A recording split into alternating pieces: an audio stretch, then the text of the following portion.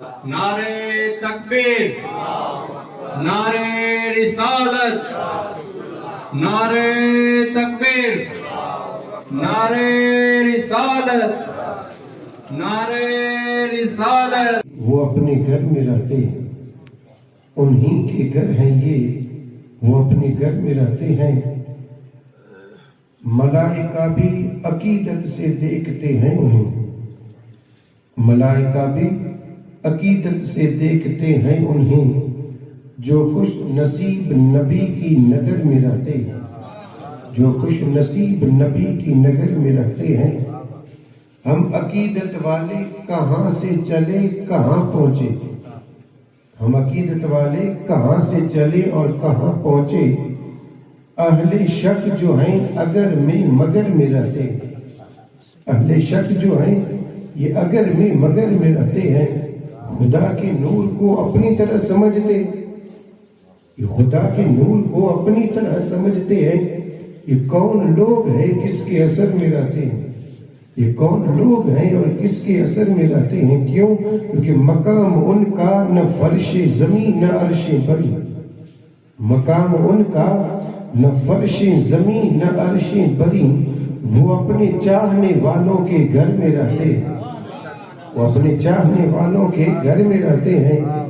یہ واقعہ ہے لباس بشر دھوکہ، یہ واقعہ ہے لباس بشر دھوکہ ہے۔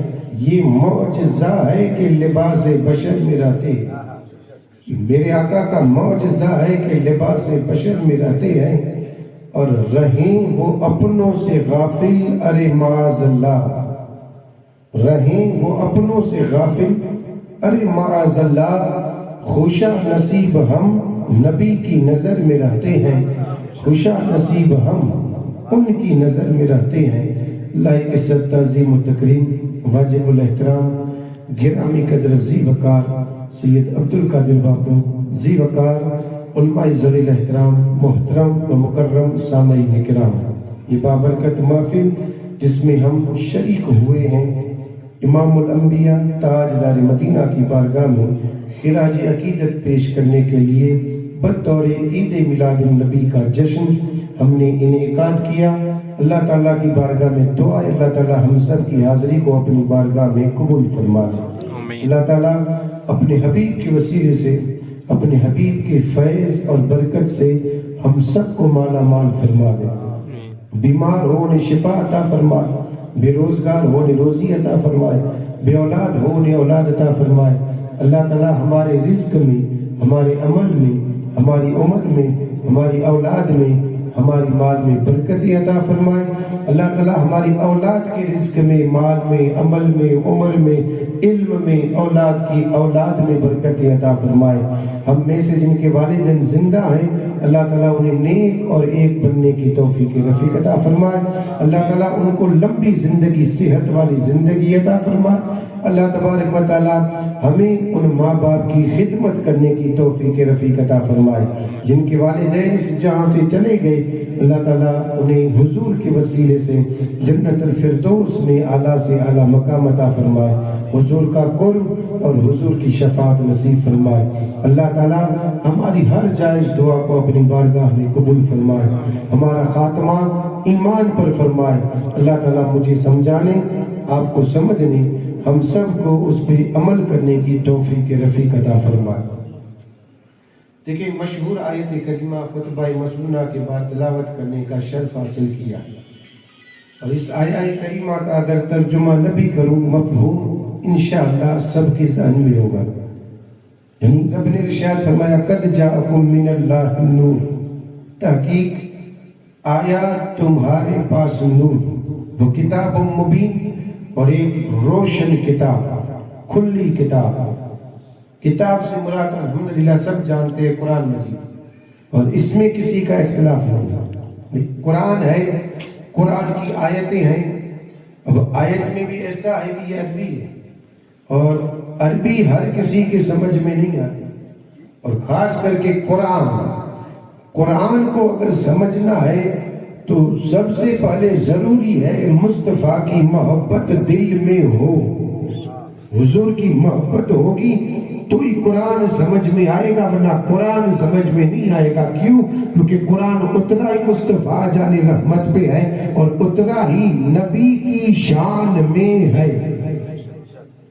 قرآن حضور کی شان میں اترا ہے اور میرے آقا تاجدار مدینہ پہ اترا ہے، تو نبی کی محبت دل میں ہوگی تو ہی قرآن سمجھ میں آئے گا، ورنہ سمجھ میں تو نادان جن کے دلوں میں محبت نہیں تھی انہوں نے یہاں اعتراض کر دیا، اور اعتراض کر کے یہ کہا کہ تم نور سے مراد کس کو مانتے ہو؟ ہم سے سوال کر رہے ہیں، اہل سنت و جماعت سے سوال کر رہے ہیں اور کہتے ہیں کہ تم نے یہاں نور سے مراد کس کو مانا؟ رب نے فرمایا آیا اللہ کی طرف سے نور اور ایک کتاب، کھلی کتاب، روشن کتاب، کتاب سے مراد تو قرآن ہے، نور سے مراد ہے کیا؟ تو ہم اہل سنت و جماعت نے جواب میں کہا کہ نور سے مراد مصطفیٰ کی ذات ہے، میرے آقا تاجدار مدینہ کی ذات ہے۔ اب دیکھیں ایک یا دو نہیں، قرآن مجید میں بہت ساری آیات کریمہ ہے جس میں اللہ نے اپنے حبیب کو نور فرمایا ہے۔ تو قرآن مجید ایک کتاب، روشن کتاب، اس میں کسی کا اختلاف نہیں۔ رہی بات نور کی تو ہم نے اختلاف کیا ہی نہیں، ہم نے تو وہی مانا جو اللہ رب العزت نے ذکر فرمایا، لیکن ان لوگوں نے تو یہ کہہ دیا کہ یا نور سے مراد بھی کتاب ہے۔ اب ان لوگوں کا علم دیکھیں، لیکن یہ ایک علمی بحث ہے، میں بھی سمجھتا ہوں کہ آپ لوگوں کے لیے اس کو سمجھنا مشکل ہوگا، لیکن سمجھنے کی کوشش کریں، کیونکہ مشکل میں اس لیے بتا رہا ہوں کیونکہ ہمارے ذہن میں ایک بات اللہ وہ نکال دے۔ ہمارے ذہن میں یہی بات ہے کہ اردو سمجھ میں نہیں آتی، اردو سمجھ میں کچی سمجھ میں آتی ہے، اردو سمجھ میں نہیں آتی، یہ ہمارے ذہن میں ہم نے بات کو بٹھا دیا، اور اب جو بھی اردو بولتا ہے تو ہم ایسے بیٹھے ہیں جیسے کچھ سمجھ میں نہیں آ، حالانکہ میں کوئی اتنی مشکل اردو تھوڑی بول رہا کہ آپ لوگوں کی سمجھ میں نہ آئے، کوئی ایسا لفظ یا کوئی ایسا ورڈ یا کوئی ایسا شبد نہ بولوں جو آپ کی سمجھ میں نہ آئے، اور اگر مشکل لفظ آ بھی گیا تو کوشش کروں گا آسان کر کے آپ کو سمجھا، بات سمجھنی ہے، اور جب تک ہم نہیں سمجھیں گے تب تک ہم کسی کو جواب بھی نہیں دے سکتے۔ اور اب علم سیکھنا اور سکھانا سوائے اس محفل کے اور کام ملتا ہے؟ نہ تو ہم مدرسے میں جاتے ہیں، نہ ہم کسی عالم دین کے پاس بیٹھ کر کے دین کی باتیں سنتے ہیں، کچھ نہیں، نہ جمعہ کا بھی حال یہ خطبے کا وقت ہو اس وقت آئیں گے اور خطبہ پڑھ کر کے نماز جیسے ہی ختم ہوئی بس نکل جائیں گے، یہ حال۔ اب ذرا بتائیں دین کہاں سکھا جا رہا ہے؟ واحد ایک ذریعہ ہے اور وہ ذریعہ ہے محفل ملاد، چاہے جس شکل میں ہو، چاہے خوشی کا موقع ہو، چاہے غم کا موقع ہو، چاہے شادی کا موقع ہو، چاہے جو موقع ہو، لیکن بس دین سکھایا جاتا ہے تو ہم اہل سنت و جماعت صرف یہاں، باقی کان یعنی جہاں بھی دیکھیں وہاں دین ہم سیکھتے ہیں۔ تو ایک یہ واحد ذریعہ ہے، اسی لیے میں ہے تو ایک علمی بحث، علمی سے مراد کہ جن کے پاس علم ہے وہ سمجھ جائیں گے، اور جن کے پاس علم نہیں ہے میں انشاءاللہ انہیں سمجھانے کی کوشش کروں گا، بس آپ سمجھیں۔ دیکھیں یہاں ان لوگوں نے کہا نور سے مراد کتاب ہے قرآن، کس نے کہا؟ دشمنوں نے۔ دیکھیں میں ان لوگوں کا نام نہیں لیتا ہوں، اللہ بچائے، کبھی سمجھانے کے لیے لے لیتا ہوں، ورنہ ان کا نام ہم اپنی محفل میں لے کر کے اپنی محفل کی برکتوں کو ختم کرنا نہیں چاہتے۔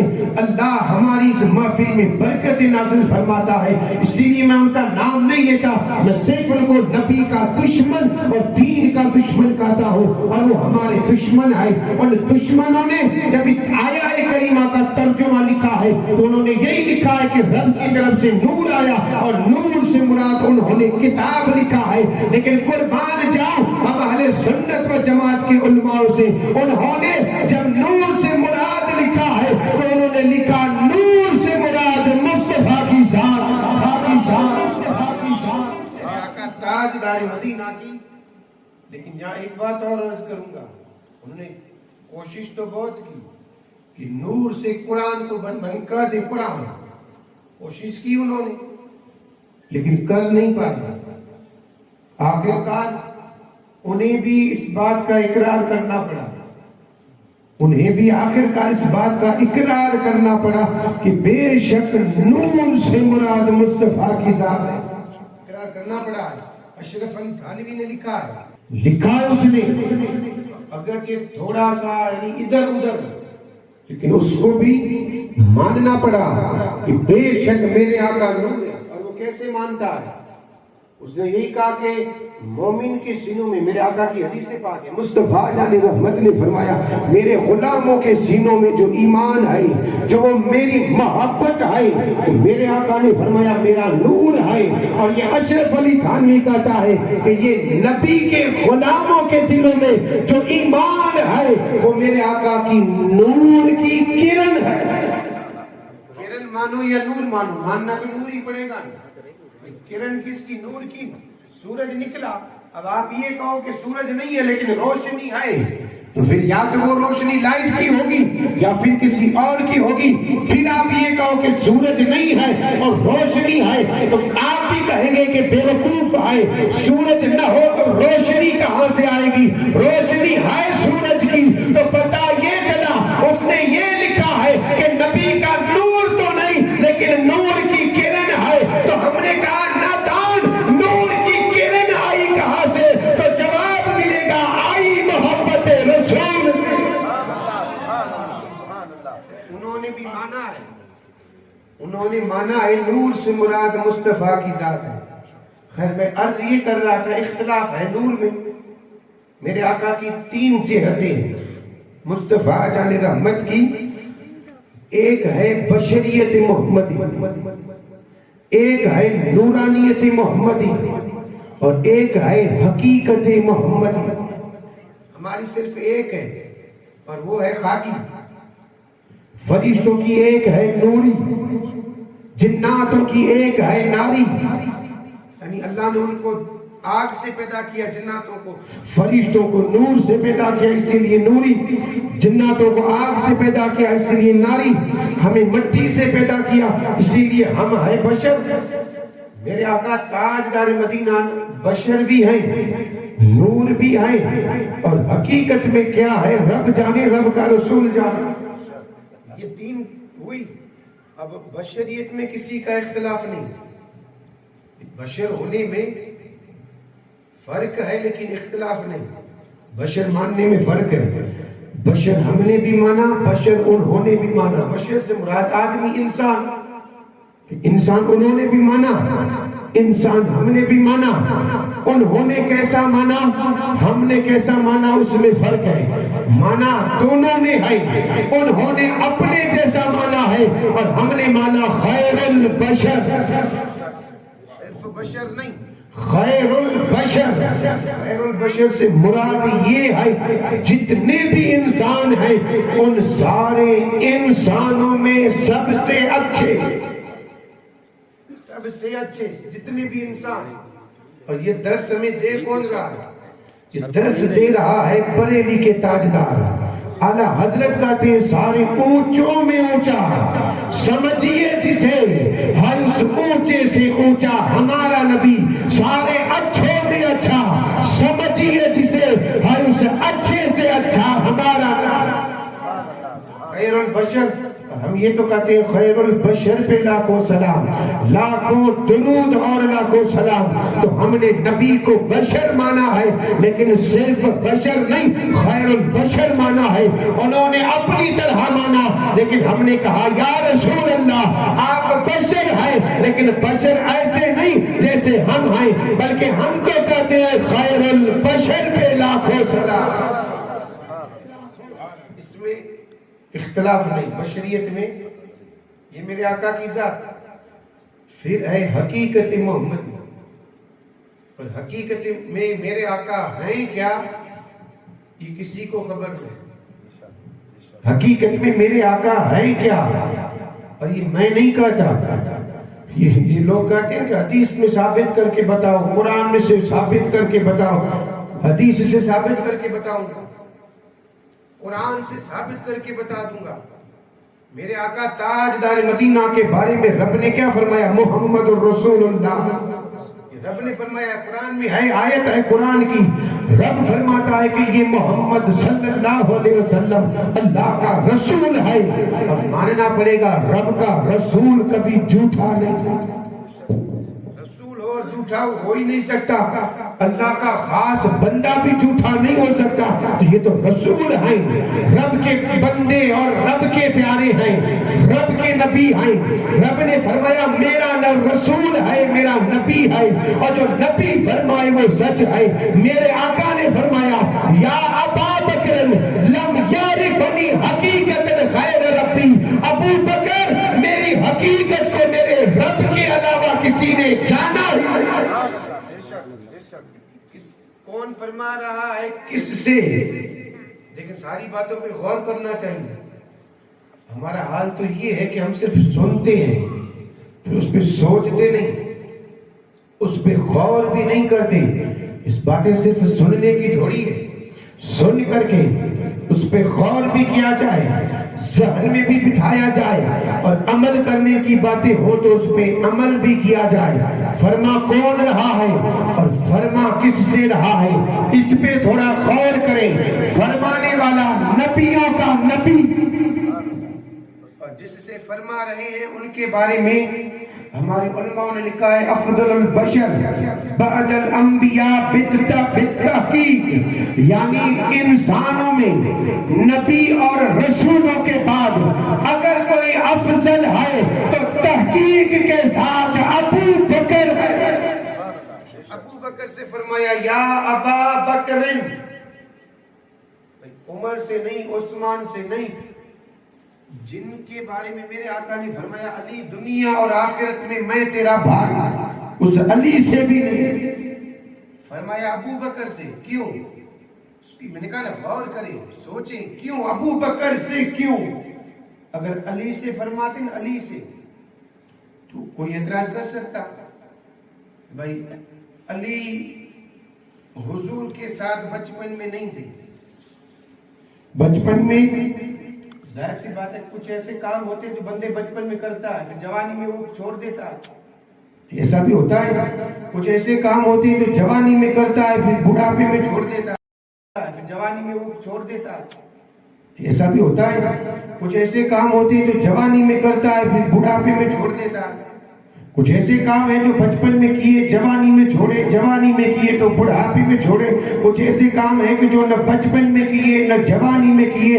پھر وہ بڑھاپے میں کر رہا تو یہ ہو سکتا ہے تو علی سے اسی لیے نہیں فرمایا کیونکہ علی بچپن کے ساتھی نہیں حضرت علی بچپن کے ساتھی اسی لیے میرے آقا نے اگر علی سے فرماتے تو یہ دشمن آج یہ کہتے دیکھو عمر سے نہیں فرمایا عثمان سے نہیں فرمایا علی سے فرمایا علی سے زیادہ تو قریب عثمان اور عمر تھے خلافت کے اعتبار سے دیکھا جائے تو سب سے پہلے ابو بکر پھر عمر پھر عثمان پھر علی یہی ہمارا عقیدہ ہے عقیدہ یہی ہے سب سے پہلے ابو بکر کو ماننا پڑے گا اور اس بات کی دلائل چاہیے حوالہ چاہیے تو بارے شریعت اٹھا کر کے دیکھ لیں اس میں لکھا ہے کہ جو لوگ ابو بکر اور عمر کو نیچا مان کر کے اگر علی کی شان پر آنے کی کوشش کرے تو وہ گمراہ مومن ہو ہی نہیں سکتا وہ گمراہ ہے تو ہمیں ماننا پڑے گا کہ ابو بکر صدیق لیکن میرے آقا نے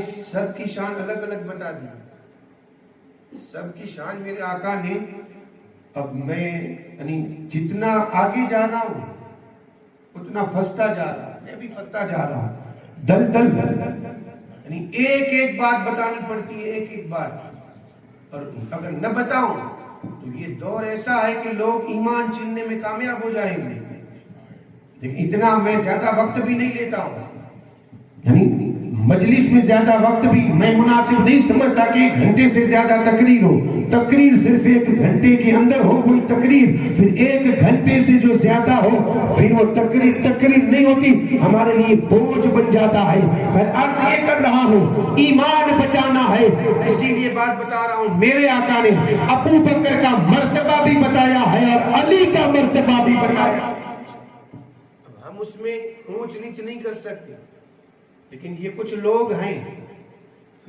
محبت میں اتنے اندھے ہو جاتے ہیں میرے آقا کی ایک حدیث پاک بھی ہے کہ علی تجھ سے محبت کرنے والا بھی گمراہ ہو جائے گا اور تجھ سے دشمنی رکھنے والا بھی. تو علی نے عرض کی یا رسول اللہ یہ کیسے؟ تو میرے آقا نے فرمایا تجھ سے محبت اتنی کرے گا کہ اب وہ میری جو شریعت ہے اسے چھوڑ کر کے تیری محبت میں وہ گناہ بھی کرے گا. تو گمراہ ہوا کہ نہیں؟ میرے آقا نے یہی تو سمجھانے کا مقصد اور مطلب تھا. لوگ آج کیا کر رہے ہیں؟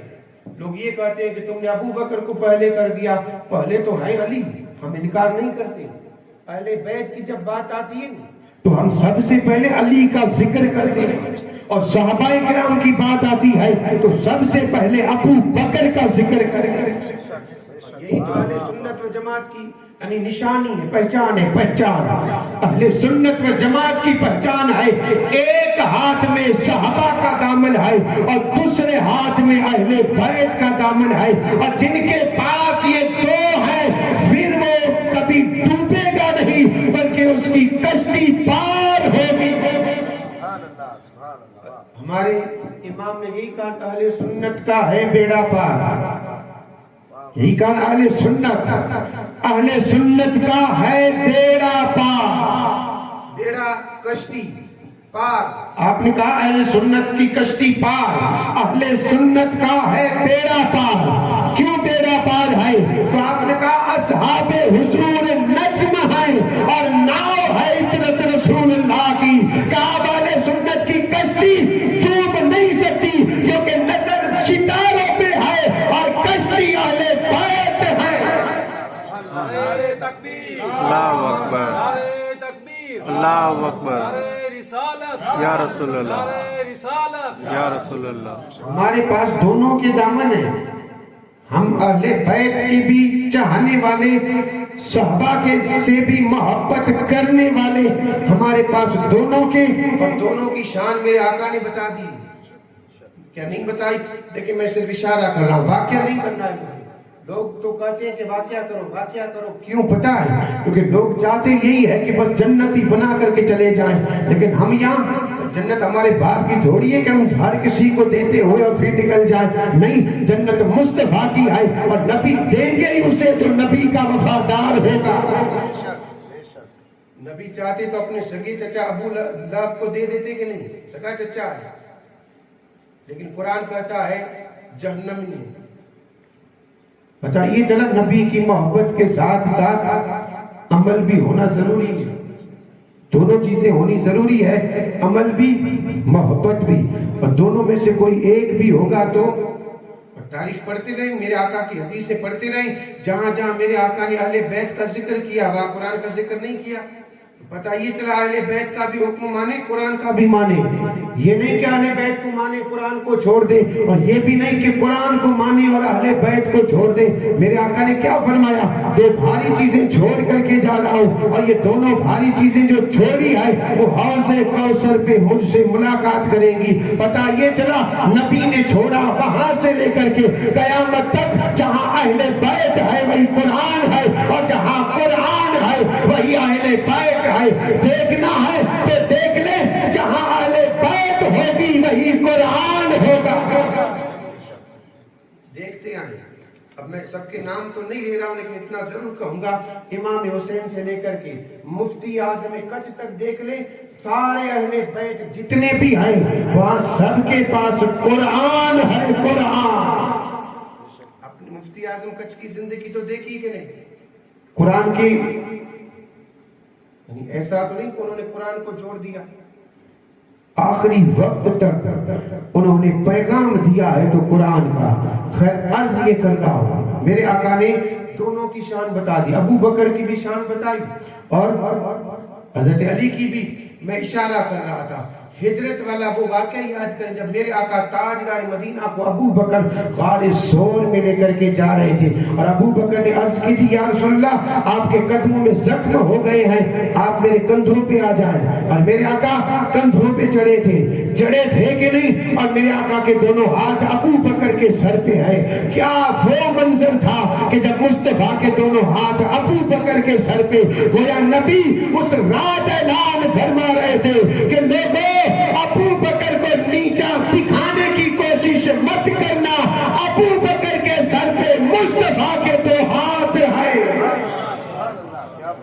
صرف نبی کے ہاتھ ہوں اسے کوئی نیچا دکھا سکتا ہی نہیں. یہ ابو بکر کی شان ہے. اب ذرا علی کی شان دیکھ لیں. علی کی شان کیا ہے؟ مکہ سے جب میرے آقا نے آزاد فرمایا فتح ہوا فتح اور کعبۃ اللہ کو بتوں سے جب پاک کیا جا رہا تھا میرے آقا نے علی کو بلایا تھا اور علی کو بلا کر کے کہا تھا علی آجا کعبے کو بتوں سے پاک کرنا ہے. اور علی نے کہا یا رسول اللہ یہ بڑا بت جو ہے آپ میرے کندھے پہ بیٹھ جائیں اور اس بت کا سر اتار دے. میرے آقا نے فرمایا نہیں علی نبوت کا وزن اٹھا نہیں سکتا. فرمایا تھا کہ نہیں؟ ابو بکر سے نہیں فرمایا علی سے فرمایا. اب کیا جواب دیں گے؟ یعنی اس اعتبار سے اگر دیکھیں تو میرے آقا نے ابو بکر کا مرتبہ بڑھا دیا ہے. ہم نہیں کہتے, ہم یہ کہتے ہیں سارے صحابہ شان والے سارے. اور قرآن کا تو فیصلہ ہے جو جتنا اللہ سے ڈرے گا وہ اللہ کے نزدیک اتنا ہی ہوگا. جو جتنا زیادہ ڈرے رب کے قریب. ابو بکر سے زیادہ کوئی ڈرنے والا آپ خود اندازہ کر لیں. ابو بکر سے زیادہ کوئی تقوی والا, ابو بکر سے زیادہ کوئی نبی سے محبت کرنے والا حضرت علی سے میرے آقا نے فرمایا علی نبوت کا بوجھ اٹھا نہیں سکتا. تو کہا یا رسول اللہ کیا کریں گے؟ میرے آقا نے فرمایا علی تو میرے کندھوں پہ آ جا. علی کو بٹھایا, اونچا کیا اور علی سے کہا علی بتا کیا نظر آ رہا ہے؟ کہا یا رسول اللہ مجھے جو ہے عرش اعظم دکھائی دے رہا ہے. یہ میرے آقا تاجدار مدینہ شان بتا رہے ہیں. میرے آقا نے بتایا ابو بکر کے سر پہ میرے 2 ہاتھ ہیں. اور علی کے بارے میں میرے آقا نے اعلان کر دیا کہ جس کو مصطفیٰ اونچا کر دے پھر کسی میں ہمت نہیں کہ علی کو نیچا کر کے دکھا دے. ہم دونوں کے قائم ہیں. تو دیکھیں میرے کہا یہ دور فتنوں سے بھرا ہوا, ذرا سا ادھر گئے تب بھی گئے, ادھر آئے تب بھی. تو اب ہمیں کیا کرنا چاہیے؟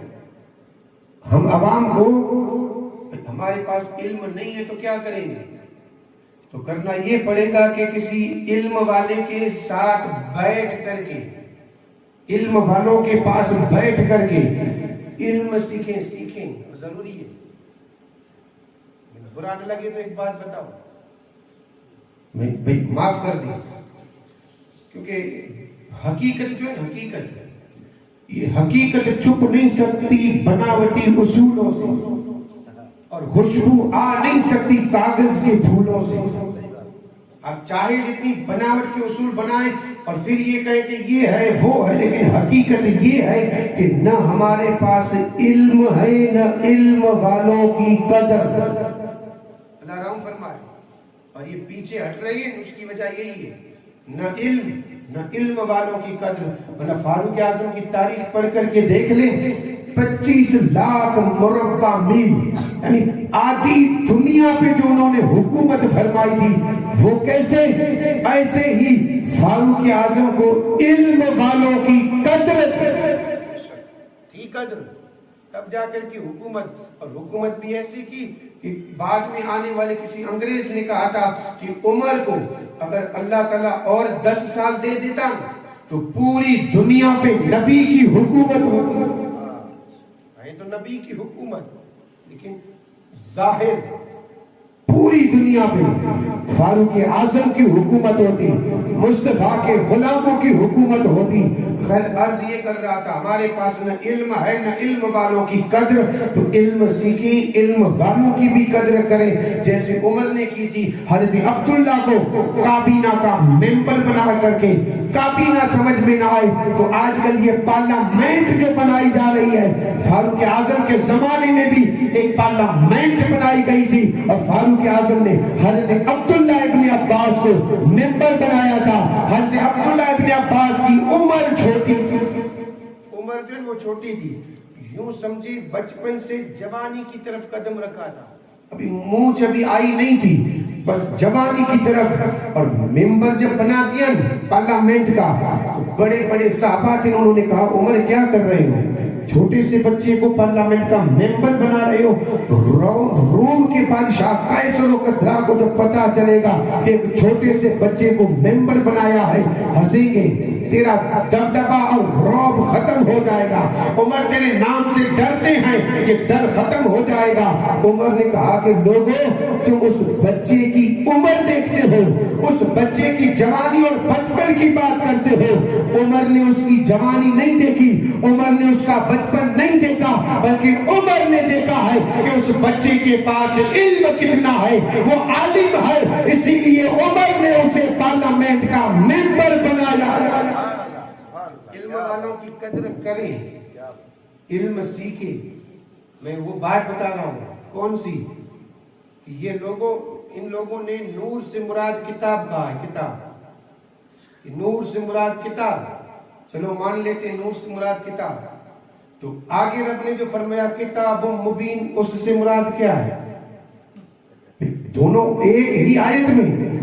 اب آپ یہ کہیں کہ نور سے مراد قرآن, تو کتاب مبین سے مراد. اب آپ یہ کہیں کہ اس سے بھی مراد قرآن, تو قرآن ایک ہے. یہ جو عربی کا قاعدہ ہے نا, اس میں دیکھو قد جاءکم من اللہ نور, بیچ میں ہے کتاب مبین. یہ واو جو ہے نا, یہ واو حرف عطف. میں نے کہا یہ علمی بات ہے, سمجھ میں نہیں آئے گی لیکن سمجھاؤں گا. حرف عطف, اور اس واو کا کام کیا ہے؟ اس واو کا کام یہ ہے, یہ جس کے بھی بیچ میں آئے دونوں چیزوں الگ الگ ہو, ان دونوں چیزوں کو الگ الگ کر دیں. دونوں چیزوں کو الگ, کہ پہلی بھی الگ ہے, دوسری بھی الگ ہے. اس کو اگر سمجھنا ہو تو آپ یوں سمجھیں کہ اردو زبان میں ہم اگر یہ کہیں کہ ہمارے پاس عبداللہ اور ابراہیم آئے, عبداللہ اور جو ہے نا, اور یہ واو ہے. عربی میں واو, اردو میں اور, گجراتی میں انے, اور اپنی بھاشا میں شاید یہی تو بولتے ہیں انے, یہ بھی ہماری کچی زبان میں. اور یعنی فارسی کیا سندھی کے اندر بولتے ہیں اے. اب یہ ساری باتیں دیکھیں, زیادہ سندھی مجھے نہیں آتی, لیکن ہاں کچھ باتیں وہ سندھی میں تقریر کرنے والے بھی ہیں, اللہ سمجھنا فرمائے. حقیقت میں جو سندھی ہے وہ کسی کی سمجھ میں آئے گی بھی, سندھی سمجھنے والے اب ہیں کچھ ہیں, ورنہ ہر کسی کی بات سمجھ میں آتی بھی نہیں, پلے بھی نہیں پڑتی. اور یہ کچھ لوگ ہیں جو کہتے ہیں ہم سندھی میں تقریر کرتے ہیں, سندھی میں, وہ سندھی تھوڑی ہے. 3 لفظ بول لینے سے سندھی آ جائے گی کیا؟ نہیں, 3 لفظ بولنے سے سندھی نہیں. سندھی کہتے کس کو ہے؟ اس کو اگر سمجھنا ہو تو شاہ صاحب کا رسالہ پڑھ کر کے دیکھ لیں. شاہ صاحب نے اس آیہ کریمہ کا تفسیر اور ترجمہ کرتے ہوئے فرمایا, چند چوائیں سچ ہتھیاں نبائی ہیں, کڈے اوپرے تھوڑو کڈے اوپرے گچ, جب منہ میں بڑے مچ سو بدن پڑی جے پیر. اب یہ نوجوانوں سے اگر میں پوچھوں کہ یہ سندھی ہے, جواب دیں. یعنی چند چوائیں سچ کہ متھیاں نبائی, کڈے اوپرے تھوڑو کڈے اوپرے گچ, جب منہ میں بڑے مچ سو قدم پڑی جی پیر. جو یہ پڑی اور یہ پیر یہ سب ہیں کیا؟ میں صرف آسان لفظ میں سمجھا دوں. شاہ صاحب بیٹھے ہوئے تھے اپنے آنگن میں, اور یہ عاشقوں کا حال ہے جس چیز کو دیکھے محبوب کی یاد آ جائے. شاہ صاحب بیٹھے تھے, چودھری کا چاند چمک رہا تھا, اور وہ روشنی جب ہوئی آنگن میں بیٹھے تھے, سر جھکا کر کے بیٹھے تھے, اور جیسے ہی چاند کی روشنی پڑی شاہ صاحب نے اپنا سایہ دیکھا, اور جب اپنے سائے کو دیکھا تو تعجب میں تھے کہ یہ ہے کیا, اور جیسے ہی نظر اٹھائی تو چاند دکھائی دیا, اور چاند سے مخاطب ہو کر کے کہا, چاند ایک بات کہو اور بات بھی سچی کہوں گا, اور وہ بات یہ ہے کہ تو کبھی تھوڑا نکلتا ہے, کبھی زیادہ نکلتا ہے, کبھی کم نکلتا ہے, کبھی زیادہ نکلتا ہے.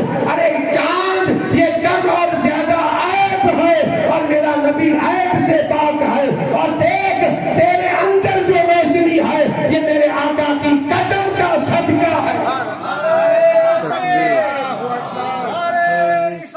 یا رسول اللہ.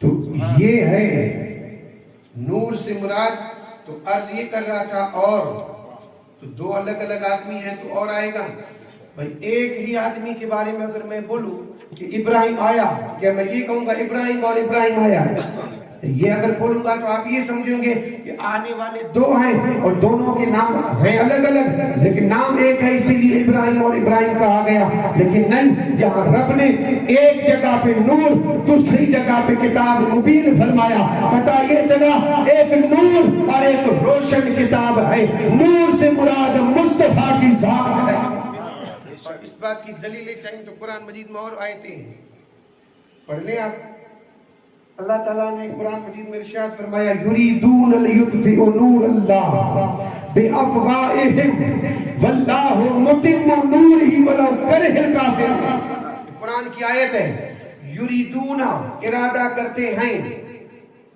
رب نے فرمایا یریدون وہ ارادہ کرتے ہیں وہ سے مراد تفسیر پڑھیں کافر لیطفئوا بافواہہم یعنی وہ ارادہ کرتے ہیں اللہ کے نور کو اپنی پھونکوں سے بجھا دیں ابھی اس آیت کریمہ کی تفسیر دیکھیں مشہور واقعہ میرے آقا ہجرت کر کے جو مدینہ سے مکہ سے مدینہ آئے اس رات ہجرت والی رات دشمن کیا کر رہے تھے دارالندوا میں بیٹھ کر کے میٹنگ ہو رہی تھی شیخ نجد شیطان وہ بھی تھا پوچھا گیا کہ تو یہاں کیوں آیا ہے تو کہا مشورہ دینے کے لیے میں تمہاری مدد کروں گا ابو جہل نے بٹھایا اور کہا بزرگ ہے تو ہی ہمارا اس جلسے کا صدر بن جا بنا دیا گیا صدر پھر کہا لاؤ تمہارے رائے مشورہ دینے لگے ایڈوائز دینے لگے انہوں نے کہا کسی نے کہا بند کر دو ایک کمرے میں کھانا پینا مت تو بند کر دو شیطان نے کہا بے وقوف یہ کیسی بات کر رہا ہے اس کے جسم میں وہ خوشبو ہے کہ لوگ خوشبو سے سونگ کر کے پتہ لگا لیں بے شک دیوانے وہ حدیث آپ پڑھ کر کے دیکھیں حضرت ابو ہریرہ میرے آقا تاجدار مدینہ کے یہ پکے غلام میرے آقا ایک مرتبہ کسی بگیچے میں چلے گئے تھے اور حضرت ابو ہریرہ نے خوشبو سونگ کر کے آپ نے پتہ لگا لیا کہ میرے آقا کون سے بگیچے میں ہے اور دیکھا تو اس بگیچے کا دروازہ نظر نہیں آیا بس ایک پانی کا نالا نظر آیا ابو ہریرہ اسی میں سے اندر گئے اور دیکھا تو مصطفیٰ کا چہرہ نظر آیا میرے آقا نے کہا ابو ہریرہ کس چیز نے یہاں تجھے بلایا ہے تو کہا یا رسول اللہ آپ کی محبت نے اور آپ کی خوشبو مجھے یہاں لے کر گیا شیطان کو پتا تھا کہا یہ نہیں کسی نے کہا ضلع وطن کر دو شہر بدل دوسرے شہر میں شیطان نے کہا تجھے عقل مند کون کہتا ہے جس نے مشورہ دیا اس سے کہا نادان تجھے اتنا بھی علم نہیں اگر ضلع وطن کر دیں گے تو یہ وہاں جا کر کے دین کی تبلیغ کریں گے لوگ کلمہ پڑھیں گے اور کلمہ پڑھیں گے تو یہ لشکر تیار کرے گا اور لشکر تیار کر لیا پھر جو ہے ہماری خیر نہیں کہا یہ مشورہ لوگ بتا رہے تھے سب کے ریجیکٹ کر کے ابو جہل نے کہا کہ میرا مشورہ یہ ہے قبیلے میں سے ایک ایک بہادر کو آگے کیا جائے ان کے ہاتھ میں تلوار دی جائے اور پھر ان کو رات کے وقت اس کے گھر پہ ان سارے لوگوں کو سپاہیوں کو کھڑا کیا جائے صبح جب وہ اپنے گھر سے نکلے تو پھر اسی وقت نعوذ باللہ قتل کر دیا جائے یہی ذکر رب فرما رہا ہے یریدون لیطفئوا نور اللہ بافواہہم واللہ متم نورہ یہ جو نور ہے یہ ذرا دیکھیں اس کا ترجمہ کیا کریں گے اللہ نے فرمایا وہ ارادہ کرتے ہیں اللہ کے نور کو بجھانے کا اپنی پھونکوں سے واللہ متم نورہ اللہ اپنے نور کو پورا فرمائے گا قرآن کی آیت ہے آج بھی موجود ہے ولو کرہ الکافرون اگرچہ کافروں کو یہ بات پسند نہ آئے کون سی بات کہ اللہ اپنے نور کو پورا فرمائے گا اللہ نے فرمایا کہ میں پورا کروں گا اگر کہ کافروں کو اب ان نادانوں سے پوچھیں کہ آپ یہ کہتے ہو کہ نبی نعوذ باللہ ہماری طرح نور نہیں تو یہاں نور سے مراد ہے کیا کہ وہ اللہ کے نور کو اپنی پھونکوں سے بجھا دے پھر آگے رب نے فرمایا اللہ اپنے نور کو پورا کرے گا بتاؤ اب اس سے کیا مراد ہوگی کہ اللہ کا ذاتی نور مراد ہوگی یہ کہو گے نعوذ باللہ کہ یہ اللہ کا ذاتی نور ہے یہ اگر کہو گے تو اعتراض ہوگا اعتراض اور اعتراض یہ ہوگا کہ اگر یہ اللہ کا ذاتی نور ہے تو کیا نعوذ باللہ اللہ پہلے ادھورا تھا کہ اب رب فرماتا ہے کہ میں اپنے نور کو پورا کروں گا؟ نہیں، اللہ کی ذات جیسے پہلے تھی ویسے آج ہے، کمی بیشی یہ تو ایک نقص ہے، عیب ہے، اور میرا رب ہر عیب سے پاک ہے۔ گھٹنا بڑھنا یہ ایک عیب ہے، اور میرا رب اس عیب سے، تو پھر یہاں نور سے مراد پڑھ لیں آپ پورا واقعہ۔ یہاں یہ یعنی ارادہ کر رہے تھے، وہاں اللہ نے اپنے محبوب سے فرمایا محبوب آج رات بستر پہ نہیں، بستر پہ علی کو لٹا دینا اور تو ہجرت کر کے مدینہ المنورہ چلے جا۔ کیوں؟ کیونکہ وہ میرے نور کو بجھانے کی کوشش کریں گے، لیکن میں اپنے نور یعنی تجھے پورا کروں گا۔ اور پھر آخر میں اللہ نے یہی تو کہا تھا، یعنی اب میں نے تجھے جو کام دیا تھا، الیوم اکملت لکم دینکم واتممتم علیکم، ہم نے یہی تو فرمایا تھا کہ آج کے دن اب وہ دین جو میں نے تجھے دیا تھا وہ مکمل ہوا۔ یہی نور کی تفسیر ہے کہ نور اب مکمل ہوا، واللہ متم نورہ، یہ اس نور کی تفسیر ہے کہ اب یہ نور مکمل ہوا، تو اب اس نور سے مراد مصطفیٰ کی ذات۔ ایک دوسری آیت، اللہ نور السماوات والارض مثل نوری کمشکات فیہا مصباح المصباح فیہا زجاجہ الزجاجۃ کأنہا کوکب درّی۔ یہ قرآن مجید کی آیت ہے جس میں رب نے فرمایا اللہ نور السماوات والارض، رب آسمان کا بھی نور ہے اور رب زمینوں کا بھی نور ہے۔ بے شک ہم بھی مانتے ہیں کیونکہ قرآن کی آیت ہے، اور یہاں نور سے مراد اللہ کا نور ہے، اللہ زمین اور آسمان کا۔ پھر اللہ نے کیا فرمایا؟ مثل نورہ کمشکات فیہا مصباح۔ اب رب مثال دے رہا ہے کہ اللہ کے نور کی مثال ایسی ہے جیسے تاک میں چراغ پر فانوس، اور فانوس جو ہے وہ گویا چمکتا ہوا ستارہ ہے۔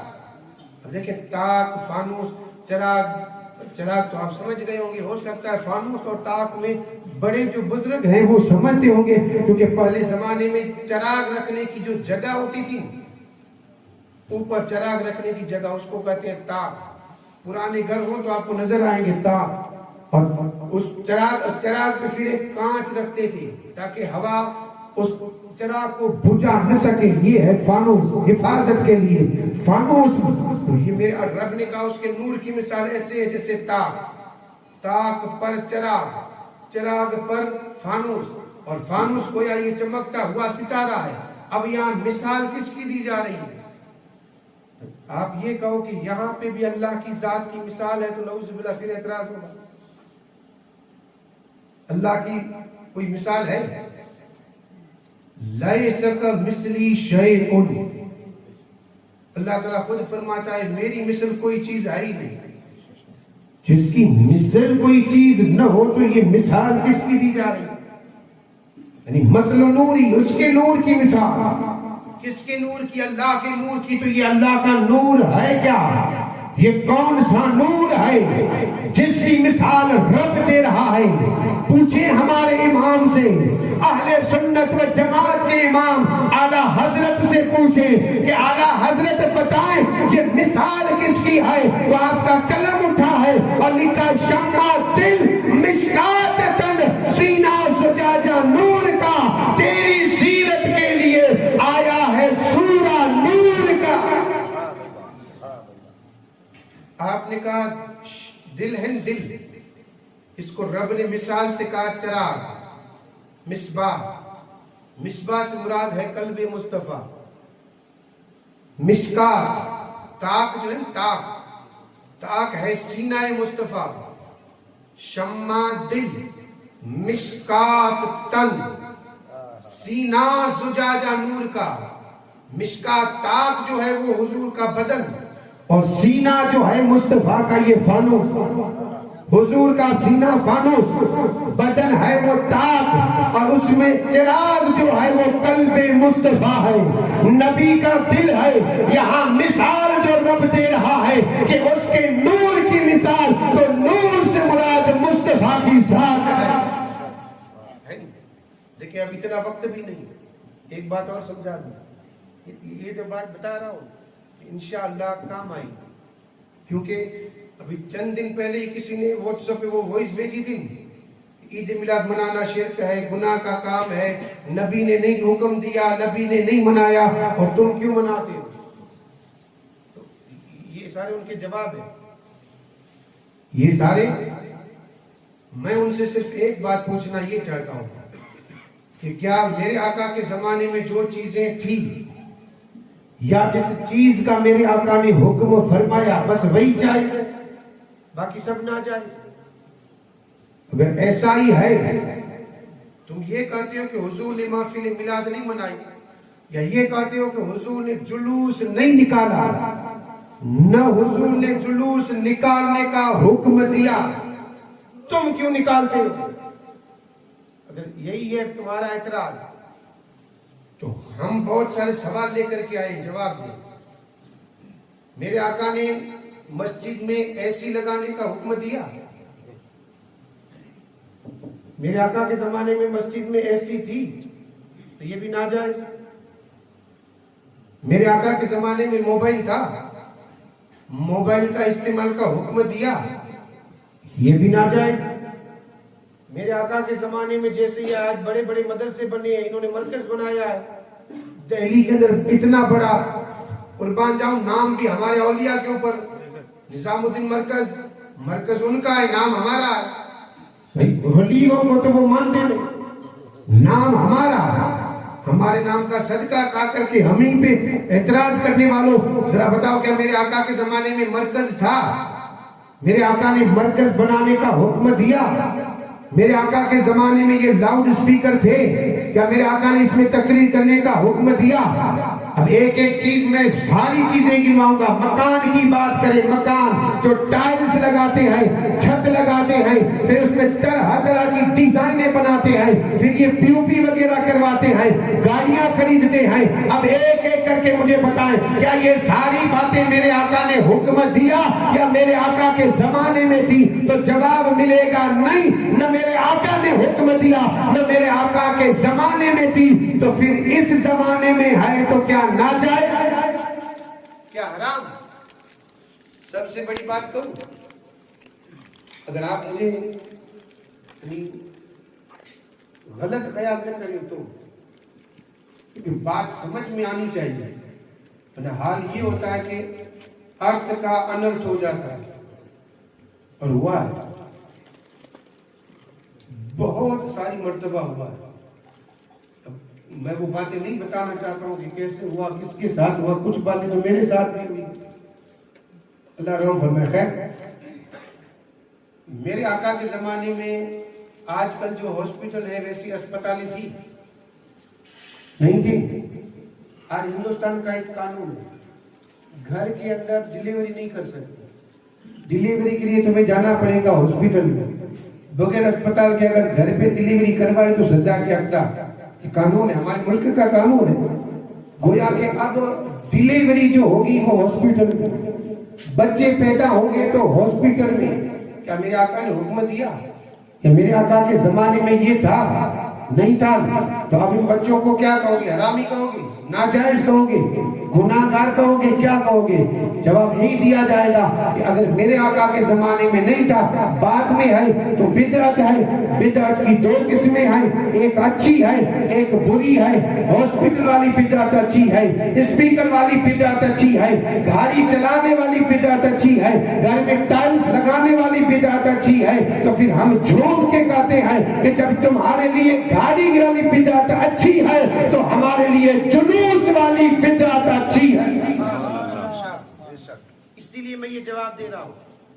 मैंने जो बात बतानी है वो ये है कि मैंने कुरान की 2 आयतें सिर्फ पढ़ी है, मैंने पढ़ी तो 3, लेकिन 2 आयतों से मैंने दलील दी है कि जिसमें मेरे आका ताजदार मदीना को रब ने नूर फरमाया। और वो लोग जो है वो लोग जाहिल नहीं है जिनको हम जाहिल समझते हैं, शैतान के चेले हैं। शैतान जाहिल थोड़ी था, शैतान फरिश्तों का मौलिम, फरिश्तों का उस्ताद, ये उनके चेले, इल्म उनके पास भी है।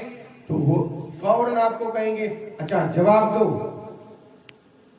रब ने फरमाया कुरान मजीद में, इन्नमा अना बशरुम मिस्लुकुम, कुरान की आयत है। रब ने फरमाया इन्नमा अना बशरुम मिस्लुकुम, मैं तुम्हारी तरह बशर हूं। मेरे आका ने फरमाया है, कुरान की आयत, मेरे आका ने फरमाया मैं तुम्हारी तरह बशर हूं। अब इसका जवाब क्या देंगे? वो ये कहेंगे कि तुम नूर कहते हो। अब हम तुम्हारी माने कि कुरान की माने? अब हम क्या जवाब देंगे? इल्म नहीं है तो यही कहेंगे हाँ कुरान की माननी पड़ेगी, हमारी नहीं, कुरान रब का। हमारी नहीं, हमारी जुबान तो झूठ भी बोल सकती है लेकिन कुरान की मानो, यही कहेंगे ना हम तो। लेकिन इल्म होगा तो फौरन उसको पकड़ करके कहेंगे कि जरा आयत पूरी पढ़ के दिखा, तूने तो अभी अधूरी पढ़ी है। पूरी आयत ये है, कुल इन्नमा अना बशरुम मिस्लुकुम, महबूब तू कह दे, रब कह रहा है, रब भाई अल्लाह ने क्यों नहीं कहा? महबूब से क्यों कहवाया? हम अगर सोचें, अगर मेरे आका ने ये अर्ज भी किया होगा कि मौला तू क्यों नहीं कहता, तू ही कह दे तू रब है, तू कह दे तो बंदे मानेंगे, तू क्यों नहीं कहता? तो रब ने जवाब दिया होगा, रब ने कहा होगा मेरे महबूब मुझे जो कहना था कह दिया। अब अगर मैं ये कहूं कि तू इंसान की तरह है तो सनद बन जाएगी। क्यों? क्योंकि मैंने तुझे रहमतुल लिल आलमीन बना करके भेजा, मुझे जो कहना था मैंने कह दिया।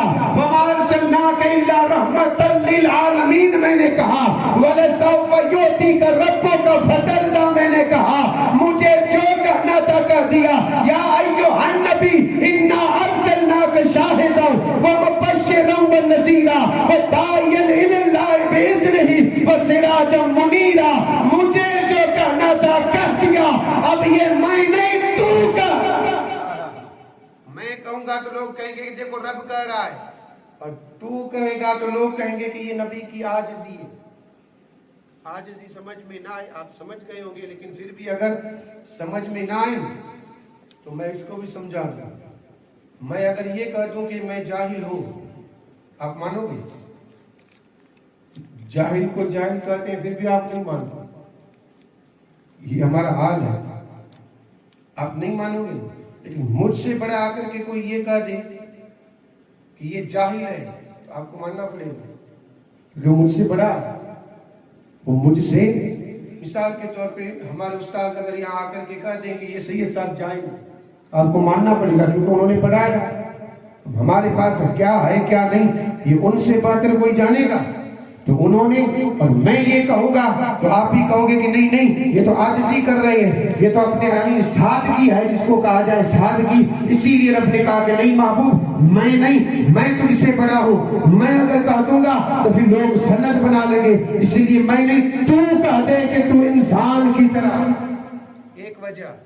दूसरी वजह ये है, दूसरी वजह मेरे आका ने जो फरमाया मैं तुम्हारी तरह बशर हूं, दूसरी वजह ये कि ये मेरे आका ताजदार मदीना ने इसलिए फरमाया।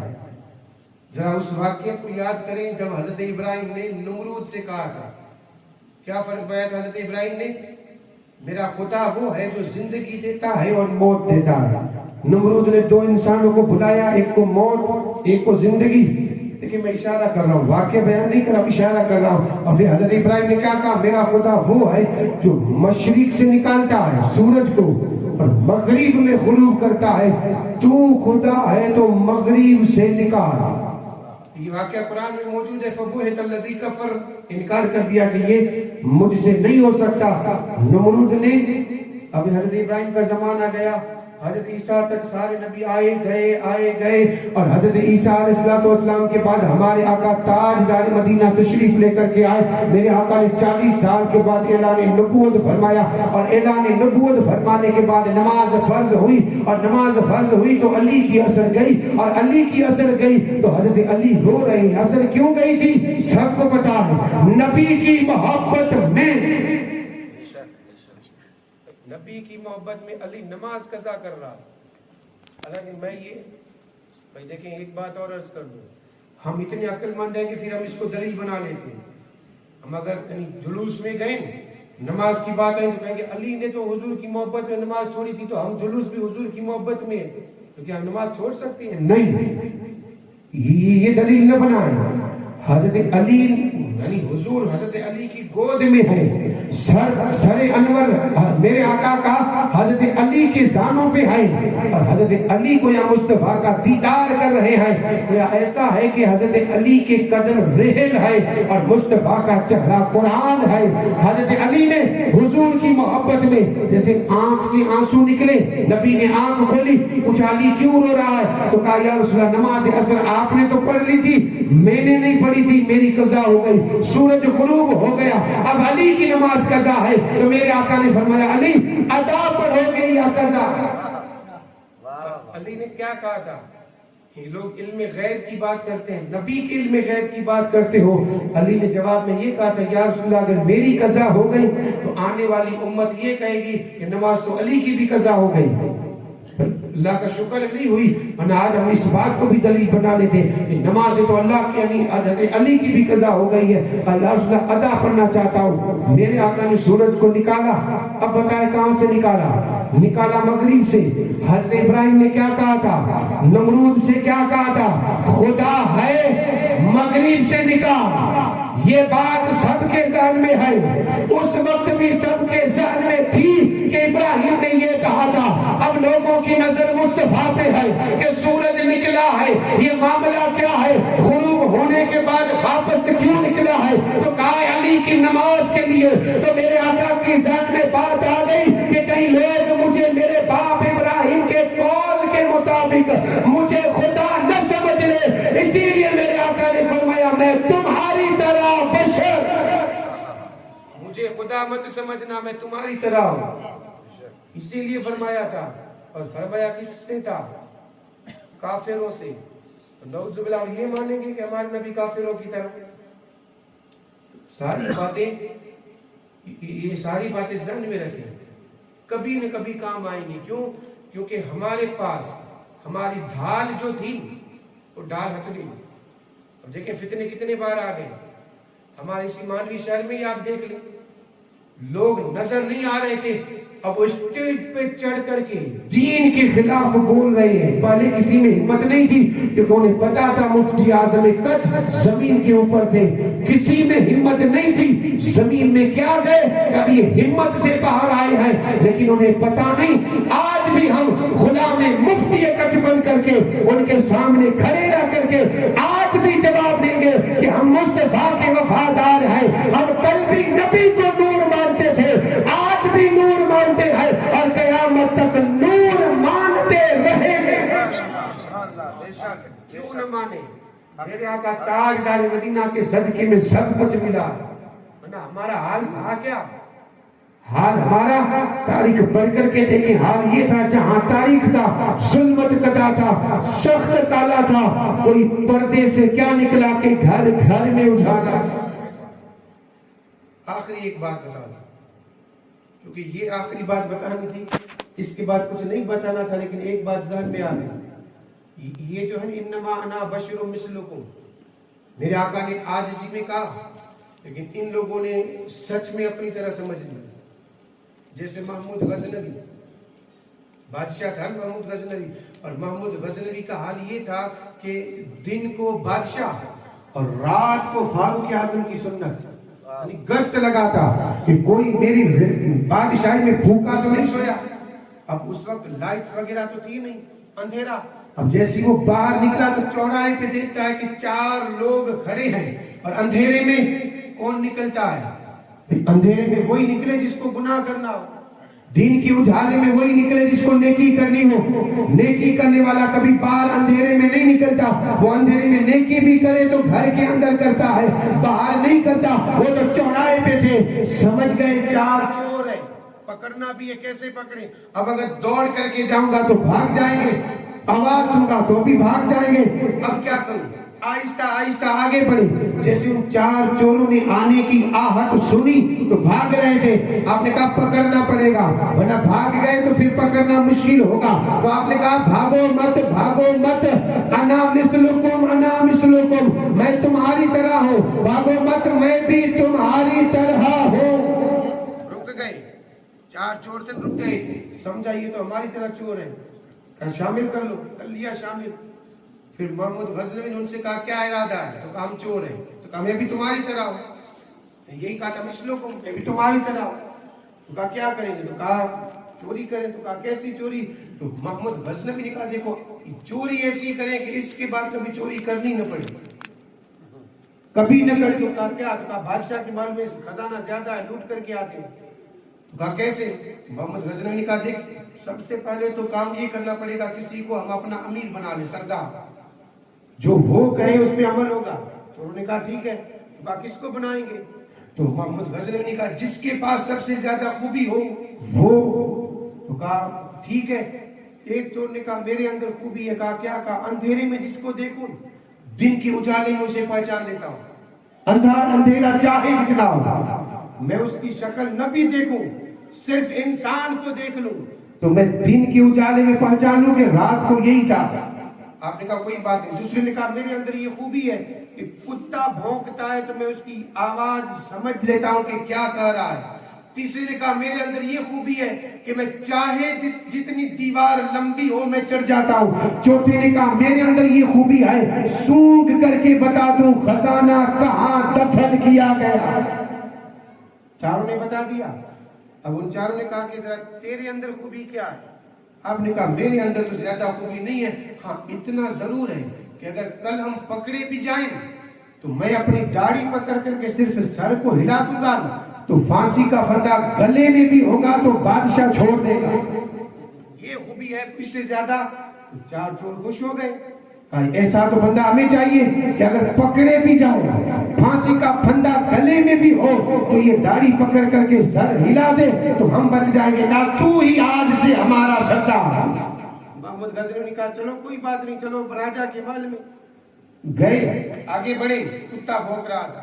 محمود غزنوی نے اسے پوچھا کہا بتائیے کتا کیا کر رہا ہے؟ اس نے کہا کتا یہ کہہ رہا ہے کہ ہم 5 میں سے کوئی ایک بادشاہ ہے. محمود غزنوی مسکرا کر کے کہا چل چل ہٹ یہ نہیں، یہ کتا یہ کہتا ہے کہ کل صبح ہم 5 میں سے کوئی ایک بادشاہ ہوگا. آگے بڑھی. اس کو بلایا. اس نے کہا تھا دیوار پہ چڑھ جاتا ہوں. کہا چڑھ کے دکھا. چڑھ کے دکھا دیا. اترا. دروازے کھول دیے. محمود غزنوی نے اس سے کہا سونگ کر کے بتا خزانہ کہاں ہے. سونگ کر کے بتا دیا. خزانہ نکالا. جنگل میں گئے. محمود غزنوی نے کہا دیکھو بادشاہ کے گھر میں چوری ہوئی ہے، صبح ہونے سے پہلے خبر ہو جائے گی، سپاہی ڈھونڈنے نکلیں گے، بہتر یہی ہے خزانے کو یہی دفن کیا جائے. اب ان 4 چوروں نے سپاہی سردار بنایا تھا، بات ماننی پڑی. آپ نے کہا ایڈریس مجھے دے دو، جب یہ معاملہ ٹھنڈا ہوگا تب تمہیں بلا کر کے یہ حصہ جو ہے تمہارا دے دوں گا یا پھر حصہ تمہارے گھر پہنچا دوں گا. سب نے ایڈریس دے دیا. خزانے کو دفن کیا گیا. اب جو ہے محمود غزنوی صبح ہوئی 4 چوروں کو پکڑ کر کے پھانسی کا پھندا لگایا اور کہا میں آؤں تب تک انہیں پھانسی مت دینا. محمود غزنوی آئے. دیکھا تو 4 چور لٹکے ہوئے. وہ جس نے کہا تھا اندھیرے میں دیکھو اور دن کے اجالے میں پہچان لوں، جیسے ہی نظر گئی دوسرے سے کہا تھا یہ تو وہی ہے جو رات ہمارے ساتھ تھا. بادشاہ وہی ہے جو رات ہمارے پاس. یہ کیا رات ہمارے ساتھ چور تھا، صبح بادشاہ کیسے بن گیا؟ محمود غزنوی نے کہا کیا بات ہو رہی ہے؟ اس نے کہا کچھ نہیں. کہا نہیں بتا تو رات ہمارے ساتھ تھا کہ نہیں؟ محمود غزنوی نے کہا ہاں میں رات تمہارے ساتھ تھا. تو کہا بادشاہ معاملہ کیا ہے؟ رات کو چور دن کو بادشاہ. محمود غزنوی نے کہا کس نے کہا چور کس نے کہا؟ تو انہوں نے کہا کہ ہم بھاگ رہے تھے تو آپ نے کہا کہ میں تمہاری طرح ہوں. تو کہا میں نے یہ کہا تھا میں تمہاری طرح ہوں، لیکن یہ تھوڑی کہا تھا کہ تمہاری طرح چور ہی ہوں. یہ تو تم نے سمجھا ہے، یہ تو تم نے. ان لوگوں کا حال یہی ہے. میرے آقا نے عاجزی میں فرمایا ہے کہ میں تمہاری طرح ہوں، اور ان نادانوں نے نعوذ باللہ اپنی طرح سمجھ لیا. ہم عشق والے ہیں. ہم آج بھی کہتے ہیں تیری نسل پاک میں ہے بچہ بچہ نور کا کہ تو ہے عین نور، تیرا سب گھرانہ نور کا. ہمارے خیر البشر پہ لاکھوں سلام، لاکھوں درود اور لاکھوں سلام. خیر البشر پہ کو سلام، لاکھوں درود اور لاکھوں سلام. سب کو میسر یہ مقام، سب مقام یوسف وہ یہ مقام پہنچے مدینہ بن کر غلام پہنچے مدینہ بن کر غلام پڑھتے درود اور پڑھتے سلام خیر البشر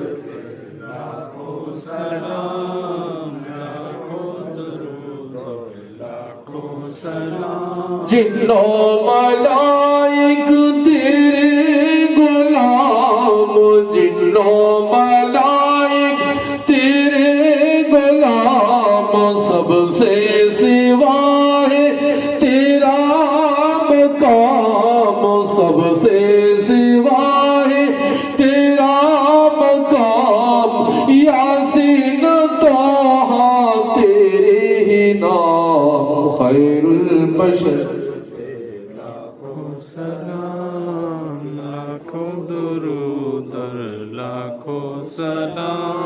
صلی اللہ علی نبی الامی وآلہ صلی اللہ علیہ وسلم صلاۃ و سلام علیک یا سیدی یا رسول اللہ الہی بحق بنی فاطمہ کی برقول ایما کنی خاتمہ اگر دعوتم رد کنی بر قبول منو دست دامان آل رسول ربنا تقبل منا انکا انت السمیع العلیم وتب علینا انکا انت التواب الرحیم یا رسول اللہ انذر حالنا یا حبیب اللہ اسم قالنا اننا فی بار غم من مورون خود یدی سہل لنا اشکالنا یا الہی ہر جگہ تیری عطا کا ساتھ ہو جب پڑے مشکل شہ مشکل کشا کا ساتھ ہو یا الہی علم دے اور علم میں روح عمل ہر عمل ہوگے فقط تیری رضا کی واسطے بلغ العلا بکمالہ کشف الدجا بجمالہ حسنت جمیع خصالہ صلو علیہ وسلموا تسلیما